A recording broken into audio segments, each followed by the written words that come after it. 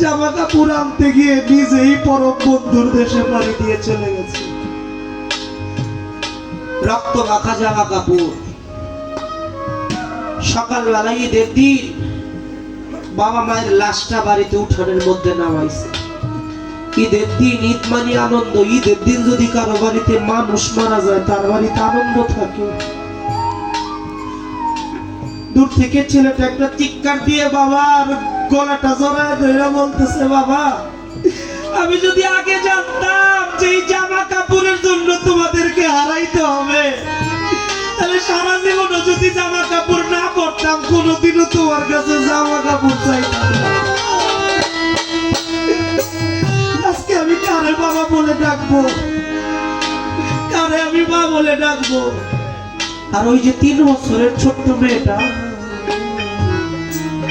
ও বড় ভাইয়ের কাছে গিয়ে বলতেছে, ও ভাই গেছে কালকে মা গেছে, মা তো আমার একটু দুধও খাওয়াইলো না, আমার পেটের মধ্যে ক্ষুধা লাগছে, মা এইভাবে শুয়ে আছে কে ভাই?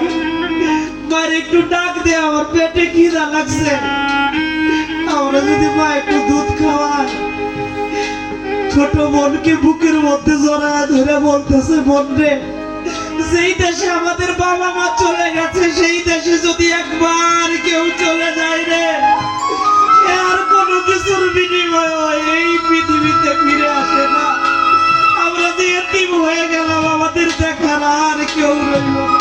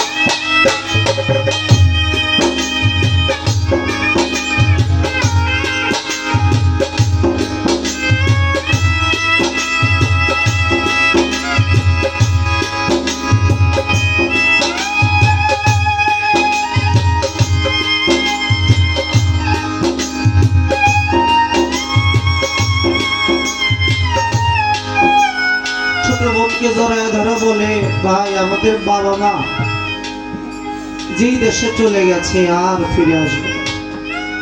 ভাবক কবি, প্রেমিক কবি, সাধক কবি চোরামণি পাগল বিজয় সরকার বলেছে, ওই রকম আমারও অবস্থা।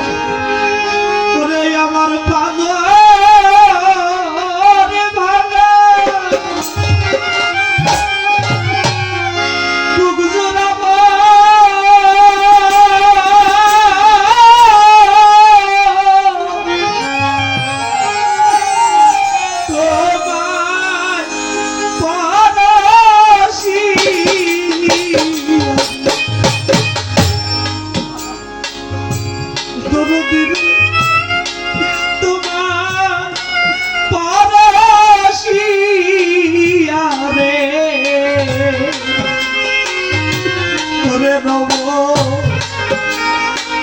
কত কাল পরের জ্বালা সয়াবে করে এমন পরবাসী হইয়ারে আমি রব আর কত কাল